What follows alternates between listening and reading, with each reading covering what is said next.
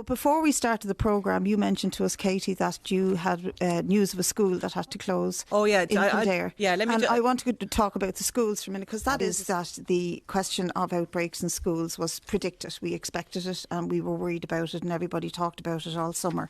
It's happening, and it's happening in an atmosphere where the schools are under-resourced. There is no doubt about it. They went and opened up schools without the proper resources. So we had 420 schools lost a teacher this year in the assessment of the pupil-teacher ratio. Now, they can appeal that. Last year there were 70 odd lost a teacher.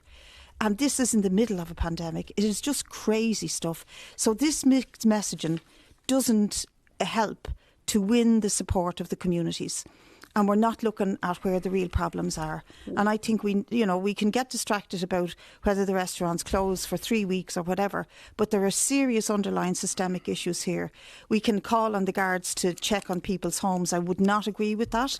We have never sent the guards, or they've never gone into the meat plants, for example.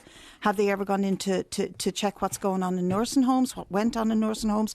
No, they haven't. So I think we need to be very careful about putting the blame on ordinary people. My experience is the vast majority of ordinary people adhere to the public health guidelines. We need to resource them properly. That's my argument. And they're not properly resourced. I know so many teachers who are at the end of their tether trying to manage this.